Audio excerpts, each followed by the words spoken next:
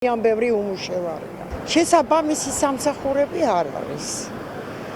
განათლების მიხედვით ვერ იშოვი სამსახურს. არის დასაქმების პრობლემა, იმიტომ იმდენი უცხოელები შემოვიდნენ ჩვენს ქვეყანაში, რომ უკვე ჩვენი ხალხი აღარ არის დასაქმებული და რაც გუნდასაწყვეტია.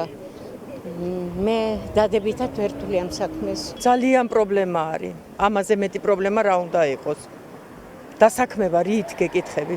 თქვენ თვითონ თუ ხართ დასაქმებული? მე ჩემით ვაკეთებ ყველაფერს. კერძოდ ვარ და ოჯახში დასაქმებული. და თქვენი ოჯახის წევრები დასაქმებულები არიან? არც ერთი დედა. დასაქმებული ვარ, პენსიონერი ვარ და დასაქმებული. თქვენი ოჯახის წევრების დასაქმებულები არიან? კი. ახალგაზრდისთვის ძალიან დიდი პრობლემაა კი. მე ვარ დასაქმებული, ამ შემთხვევაში მე თვით დასაქმებული. დასაქმების პრობლემაც არის და ღირსეული ანაზღაურების პრობლემაც არის ჩემი აზრით. დასაქმების პრობლემა ეხლა შედარებით გამოსწორდა. მაგრამ 100%-იანი დასაქმება გამორიცხულია.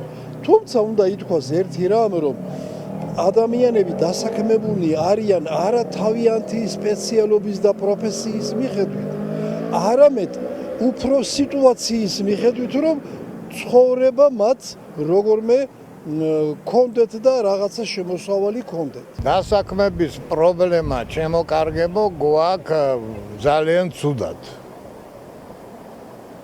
საერთოდ არ არსებობს დასაქმების პროგრამა. უმუშევარი დადის, არ ვიცი რა, 60-70% ადამიანების. ვფიქრობ, რომ საკმარისი სამუშაო ადგილებია ქვეყანაში? საკმარისი ახლა შენი პროფესიით შეიძლება არ იყოს საკმარისი, მაგრამ ასე თუ ისეა, რაღაც მე მგონი არ არის მთლად ისე წაქცეულად რა ქვეყანა.